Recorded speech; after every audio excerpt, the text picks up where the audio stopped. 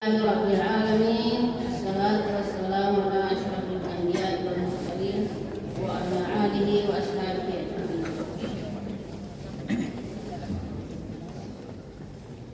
Yang terhormat Ketua dan Sekretaris Senat Universitas Islam Negeri Alauddin Makassar, yang terhormat Rektor dan para wakil rektor Universitas Islam Negeri Alauddin Makassar, yang terhormat Ketua dan Sekretaris Dewan Guru Besar Universitas Islam Negeri Alauddin Makassar, yang terhormat anggota rapat pimpinan Universitas Islam Negeri Alauddin Makassar, yang terhormat anggota Senat Universitas Islam Negeri Alauddin Makassar, yang terhormat dosen tenaga pendidikan, mahasiswa, keluarga, serta para undangan hadirin yang saya muliakan. Hadirin yang berbahagia, pada hari yang penuh berkah ini, Rabu 14 Agustus 2024, perkenankan saya mengajak seluruh hadirin untuk memanjatkan puja dan puji syukur kepada Allah Subhanahu wa Ta'ala atas limpahan rahmat dan karunia-Nya semata. Hari ini kita dapat berbagi kebahagiaan dan rasa syukur melalui forum yang mulia ini.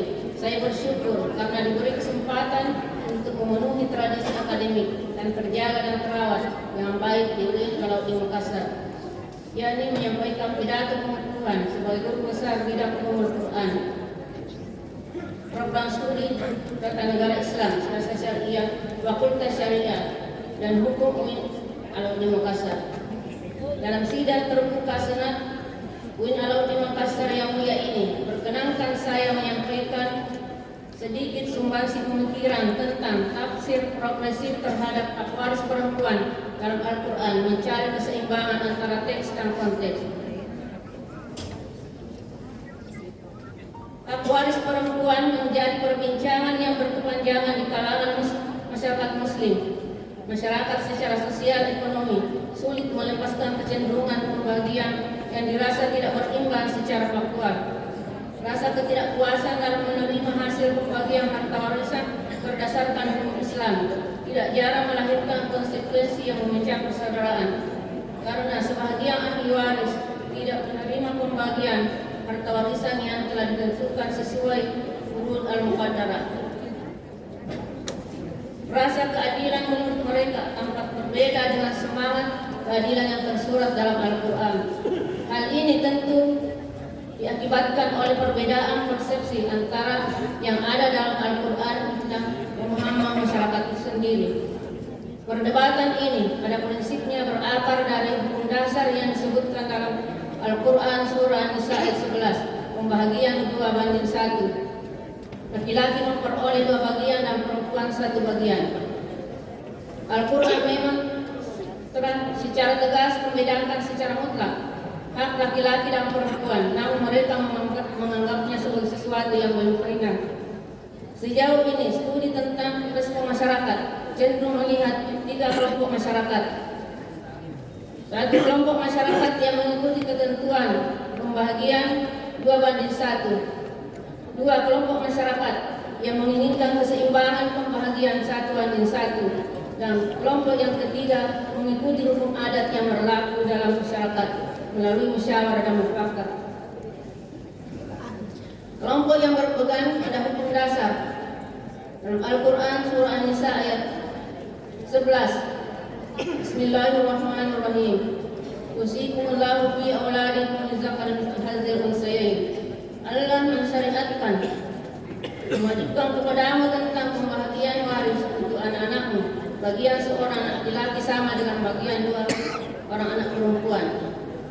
Ketika anak laki-laki berkumpul bersama dengan anak perempuan, maka anak laki-laki memperoleh 2 bagian sama dengan bagian 2 anak perempuan. Laki-laki memperoleh 2 bagian, perempuan memperoleh 1 bagian. Menurut mereka, pembagian warisan laki-laki dan perempuan tidak berimbang, menunjukkan Islam mengangkat derajat perempuan dan merupakan akses pemberdayaan awal perempuan sebelum Islam tidak memperoleh warisan. Di samping karena tanggung jawab laki-laki lebih besar daripada perempuan, laki-laki dibebankan mencari nafkah untuk istri. anak-anak, dan saudara. Sementara perempuan sama sekali tidak dibebani sedikit pun yang berkaitan dengan masalah nafkah kepada siapapun. Juga laki-laki diwajibkan membayar mahar. Hal ini didasarkan pada pendapat para mufassir seperti Ibnu Katsir, Ar-Razi, Muhammad Abdul, Sya'rawi, dan Ibnu Syihab, mufassir lain. Filosofi bagian perempuan lebih kecil dari bagian laki-laki bukan pada masalah gender, tetapi berputar sekitar beban keuangan dalam keluarga merupakan tanggung jawab umum. Sebagaimana disebutkan dalam Quran surah An-Nisa ayat 34. Bismillahirrahmanirrahim. Ar-rijalu qawwamuna 'alan nisa bima faddalallahu ba'dahum 'ala ba'd wa bima anfaqu min amwalihim. Laki-laki dalam hal ini suami itu adalah pelindung bagi perempuan, istri, karena Allah telah melebihkan sebagian mereka terhadap laki-laki atas sebagian yang lain yang perempuan, karena mereka laki-laki telah memberikan nafkah dan hartanya. Laki-laki, suami pelindung, pembimbing, pengayom, dan penanggung jawab perempuan. Menurut seorang mufassir Sayyid Qutb mengungkapkan dua alasan. Pertama, karena Allah melebihkan laki-laki dengan tanggung jawab kepemimpinan beserta kesusahan-kesusahan yang dibutuhkannya. Kedua, tugas laki-laki memberi nafkah kepada seluruh anggota keluarganya. Pendapat ini senada dengan pendapat Ibnu Syihab, Nasruddin Umar, dan Hamka. Argumen ini bisa diakui pada masa lalu, terutama masyarakat Arab. Sampai saat ini masih berlaku pada perempuan Arab semua kebutuhan ekonomi keuangan dimonopoli atau menjadi tanggung jawab laki-laki atau suami. Tetapi saat ini zaman modern, termasuk di Indonesia, dunia kerja, usaha dalam konteks pendapatan ekonomi dan keuangan rumah tangga tidak lagi menjadi monopoli laki-laki atau suami. Dalam kondisi tertentu, banyak perempuan menjadi tulang punggung mencari nafkah membantu suami. Bahkan tidak jarang dalam kasus tertentu penghasilan istri jauh lebih besar daripada penghasilan suami. Hadirin yang berbahagia, sebahagian pemikir muslim memperbolehkan bagian perempuan sama dengan bagian laki-laki. Mereka melakukan perubahan dengan menyeimbangkan bagian laki-laki dan perempuan. Yani, laki-laki memperoleh satu bagian dan perempuan satu bagian. Mereka beralasan bahwa kondisi saat ini sudah banyak perempuan atau istri melakukan peran yang sama dengan laki-laki. Perempuan atau istri mencari nafkah buat keluarganya.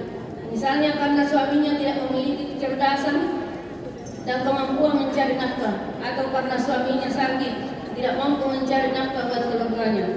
Karena itu wajar jika perempuan disamakan bagiannya dengan laki-laki. Dengan kata lain, tidak adanya keadilan gender dalam hak waris perempuan. Kelompok kedua masyarakat yang menginginkan kesetaraan dan keseimbangan satu banding satu. Menurut mereka, hukum dasar secara syar'i tidak perlu diinterpretasi lain karena bersifat qat'i. Namun penerapannya bisa diinterpretasi lebih tinggi, yaitu kesamarataan dan spirit keadilan. Dengan melihat kondisi tertentu, Munawwir Syadzali, seorang pemikir kontemporer, mengaktualisasi pembagian 2:1. Menurutnya, ketentuan bagian waris laki-laki 2 kali lipat dari bagian perempuan tidak mencerminkan semangat keadilan untuk kondisi masyarakat Islam sekarang. Misalnya, laki-laki sekolah di luar negeri sampai doktor dibiayai orang tua, sementara perempuan hanya tinggal di rumah merawat orang tua. Bapak Rektor dan Hadirin yang berbahagia, kelompok masyarakat ketiga yaitu kelompok masyarakat yang mengikuti hukum adat yang berlaku dalam masyarakat melalui musyawarah mufakat. Mereka tidak mengikuti aturan ketentuan pembagian waris laki-laki 2 kali lipat dari bagian anak perempuan yang telah ditetapkan dalam Al-Quran. Menurut mereka, ketentuan ini tidak memperlihatkan keadilan Islam, bahkan dapat menjadi pemicu terjadinya perpecahan dalam keluarga. Pada umumnya pembagian waris dilakukan atas hasil musyawarah keluarga. Quraisy Shihab memberikan jalan keluar apabila orang tua merasa tidak berlaku adil pada saat memenuhi kebutuhan hidup anak-anaknya, ia boleh memberikan sejumlah harta yang cukup terhadap anak-anaknya semasa hidup dan sehatnya, berupa hibah sesuai dengan keinginannya. Kepemilikan harta semasa hidup dan sehatnya, ia dapat memberikan hartanya kepada siapapun yang dikehendakinya, karena setelah meninggal dunia kepemilikan harta itu berpindah menjadi milik Allah. Karena itu pembagian waris harus mengikuti ketentuan Allah. Meskipun demikian boleh jadi sebagian mereka merasa tidak adil. Bapak Rektor dan hadirin yang berbahagia, faktor yang menyebabkan terjadinya respon masyarakat atas tampil pembagian waris perempuan terdapat 3 faktor, meliputi perbedaan paham tentang landasan hukum, yang kedua perbedaan kepentingan, dan yang ketiga perbedaan cara tradisi hukum Islam dan hukum adat. Faktor pertama, perbedaan paham tentang landasan hukum yang menjadi dasar pegangan. Kelompok masyarakat berpegang pada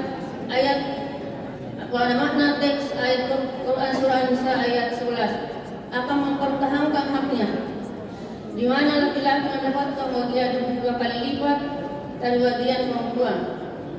2. Kelompok masyarakat lainnya mempunyai perspektif dan penggunaan metodologi keilmuan yang berbeda. Sifat keterbukaan, pengalaman hubungan sosial, spirit keadilan, serta melihat kemaslahatan yang menjadi tujuan hukum yang pasti syariat. Mereka selain berpegang pada makna teks, juga memperhatikan konteks budaya dan sosial historis.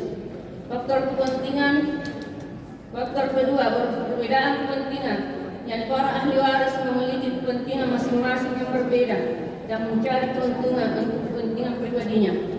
Anak laki-laki biasanya menonjol ingin menguasai warisan dengan cara kadang-kadang memaksa saudara perempuannya atau dengan cara membujuk atau dengan cara membujuk. Sebaliknya anak perempuan juga kadang memaksakan keinginannya karena pengaruh dari orang lain.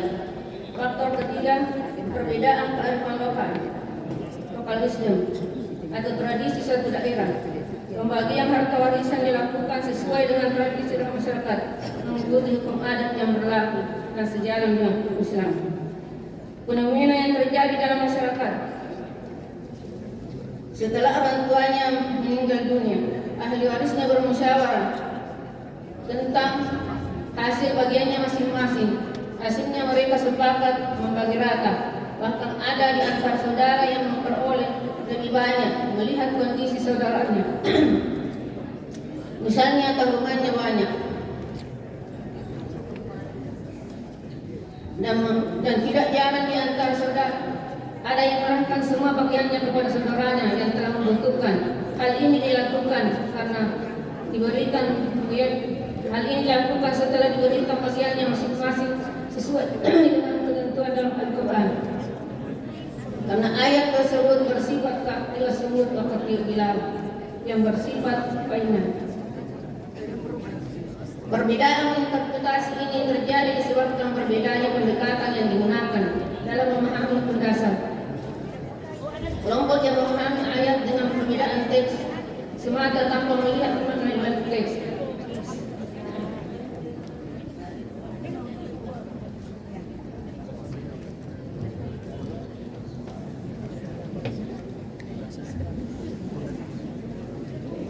Sebaliknya kelompok lainnya di samping menggunakan pendekatan teks juga dengan pendekatan konteks, yakni mereka mengaitkan dengan konteks historis ayat Al-Quran,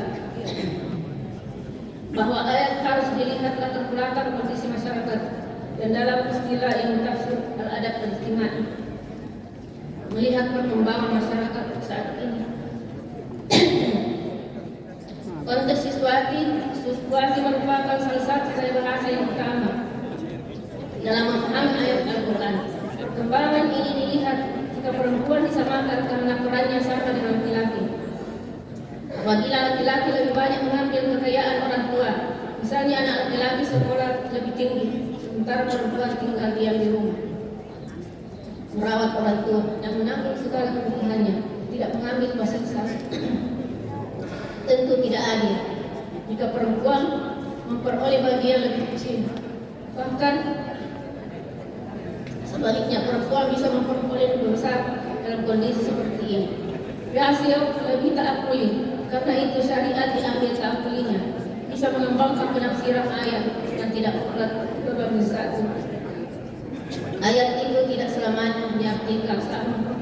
Dapat juga diartikan seimbang, bersifat proporsional, yakni menempatkan sesuatu pada tempatnya atau memberikan hak kepada yang berhak memilikinya. Karena itu, dalam menginterpretasikan ayat, sejatinya memadukan antara interpretasi tekstual dengan interpretasi kontekstual oleh pemahaman yang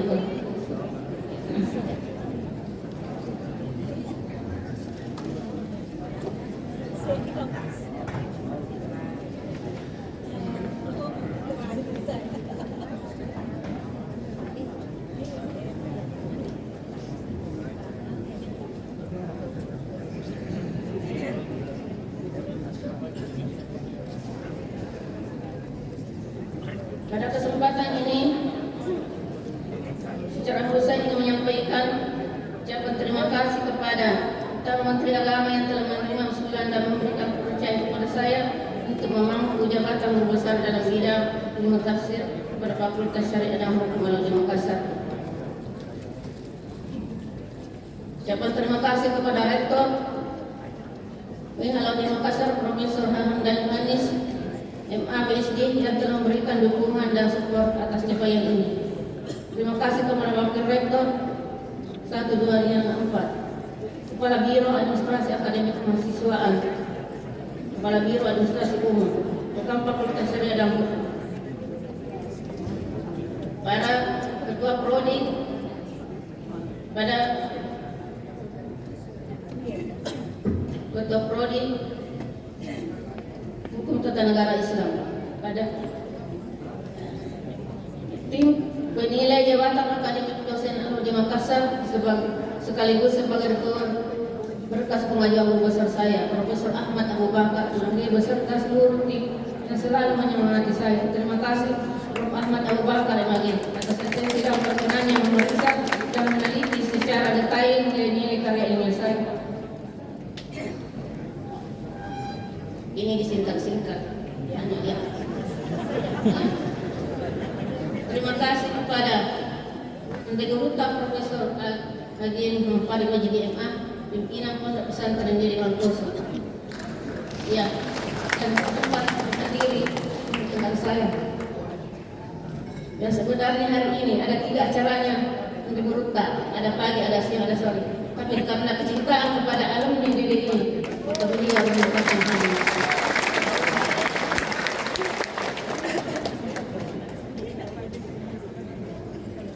Terima kasih kepada orang yang paling luar biasa.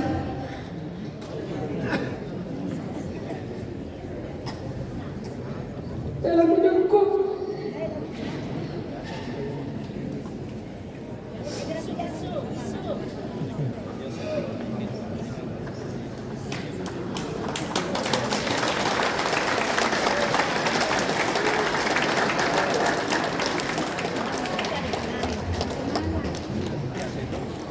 Ayah dan ibu tercinta, almarhum Basir dan almarhum Majidul Jah. Ayah saya wafat ketika saya berumur 10 dalam kandungan.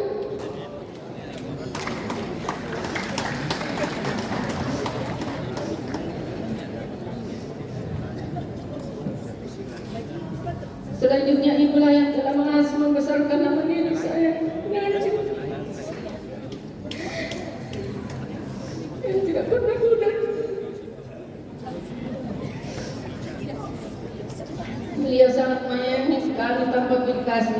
Saya bersyukur memiliki ibu yang sangat memperhatikan pentingnya pendidikan serta pendidikan agama. Padahal saat saya sama beliau seorang single parents yang buta huruf dan hanya mampu membaca Al-Quran dengan lancar. Ia adalah ibu sejati yang mengantarkan putra-putrinya menempuh pendidikan di beberapa tingkatan.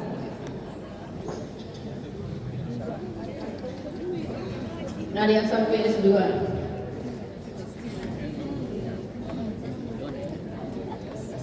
Dapat dibayangkan begitu beratnya perjalanan dan terpisah sampai ke Mangkoso. Dan ibu saya sebagai bukti selesainya mengantarkan kakak saya yang pertama dan yang kedua.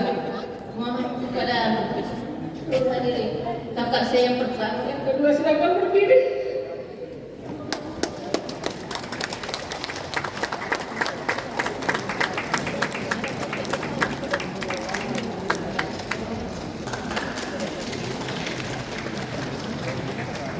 Ibu sendiri yang mengantarkan pada tahun 90-an. Dapat dibayangkan pada begitu beratnya perjalanan dan transportasi hingga sampai ke Mangkuso. Ibu telah memberikan segalanya yang terbaik untuk kami bersaudara. Saat ini, jadi anak-anak dari kakak dan anak-anaknya juga alumni dari Mangkuso, dan saat ini cucu-cucunya sementara mondok untuk pesantren dari Mangkuso. Ini keluarga. Kakak yang tercinta, Haji Hawa BA, Haji Hafsa BA, almarhum Haji Hamidah, almarhum Abbas, Haji Rugaya, MSI. Mereka telah mendukung dan membantu gaya pendidikan saya sejak sekolah menengah pertama sampai meraih gelar doktor. Maka mensupport kemajuan guru besar saya. Alhamdulillah mereka datang menyaksikan pengukuhan guru saya hari ini. Saya mengucapkan terima kasih atas semuanya yang telah mendoakan, memberi semangat kepada saya. Begitu pula kepada seluruh saya, Haji Mahani, dan senantiasa mendukung dan mensupport pengajuan guru besar saya. Terima kasih telah hadir menyaksikan pengukuhan guru saya. Kakak ipar, Haji Abdul Samad, Haji Abdul Rajab, Haji Pena dan Haji Matri Andi Kuasa yang selalu memberi support dan motivasi. Kemenangan dan pasangannya masing-masing, Fadil SPD, suami Jusman, Haji Ahmad Rida SLG, MHI, istri Haji Andi Mulyani SPD, Dr. Zakira SH MHI, suami Muhammad Arsam SPD PDI, Haji Muspira Rajab SE, suami Haji Andi Hidayat SKM, Nikman Samad Tersin MA, istri Akira SPDI. Niat aku, terima kasih atas doa terbaik kalian. Penghargaan dan ucapan terima kasih yang setinggi-tingginya saya hadapkan kepada Bapak, kepada Deputat Profesor Muhammad Tari Wajudin sebagai pimpinan Pondok Pesantren Mangkuso, dan juga kepada Profesor Muhammad Arus Istahi Tahi selaku Ketua Restaya dari Mangkuso. Saya doakan agar senantiasa mendapatkan rahmat, diberi kesehatan, umur panjang dan berkah, senantiasa dilindungi Allah Subhanahu wa taala. Ya, kepada guru-guru saya baik yang ada di pesantren, ketika di pesantren di S1, S2 maupun program doktor, saya mengucapkan ya terima kasih dan mendoakan kepada almarhum ya agar mendapat tempat yang terbaik dan yang masih hidup semoga diberi kesehatan dan umur yang panjang. Saya tidak bisa membacakan ya satu persatu. Izinkan saya yang menyapa Ketua STAI DDI Pindrang, ya Dr. Mardia Said. Terima kasih telah hadir.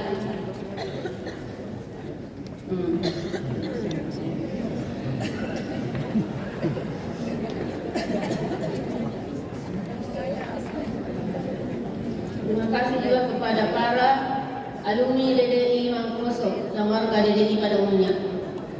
Ini ada beberapa saya lihat sini yang masih sempat saya ada belum. Ada angkatannya Dr. Parmawati hilang, mengambil barisan. Dan kata-kata lain. Saya tidak lihat apakah ada angkatannya MC kita. Ini, ini Pati Telat. Ya MC kita itu juga alumni dari Mangkuso. Ya.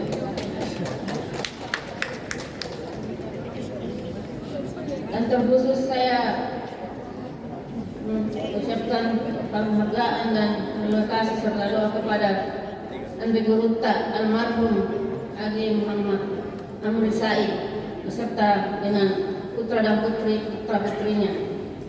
Mereka sangat baik dan mereka menganggap kami ini bersaudara. 3 orang yang mondok di pesantren di Mangkuso, Andri Guruta itu selalu memberikan bimbingan dan arahan, sehingga kami menjadi orang Ya,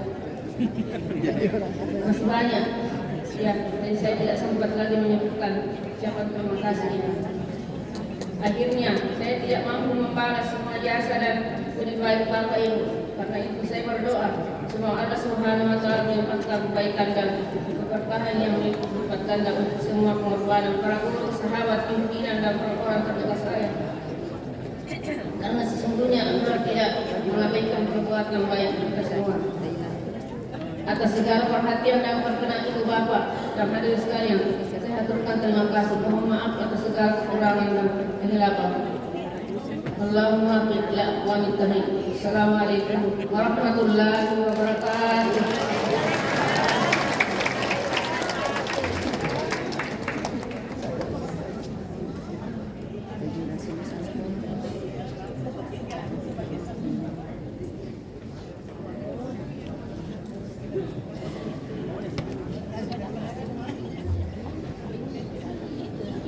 Bapak dan Ibu yang berbahagia, selanjutnya disilahkan dengan hormat Profesor Dr. Haja Andi Miswar MAG untuk membacakan pidato pengukuhan Guru Besar Tetap Universitas Islam Negeri Alauddin Makassar, Profesor dalam bidang ilmu tafsir pada Fakultas Adab dan Humaniora.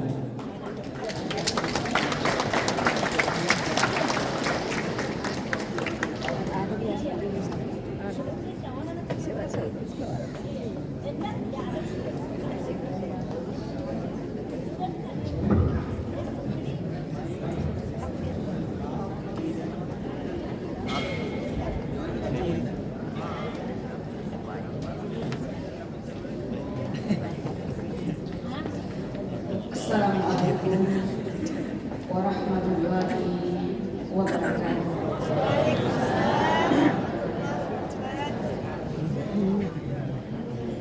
Alhamdulillahirabbil alamin. Assalatu wassalamu ala khairil anam wa ala alihi wa ashabihi ulil kiram. Yang terhormat Bapak Rektor dan para wakil rektor UIN Alauddin Makassar, Ketua Dewan Guru Besar dan para guru besar, Ketua Senat, Sekretaris dan para anggota Senat UIN Alauddin Makassar. Yang saya hormati para dekan fakultas dan para wakil dekan.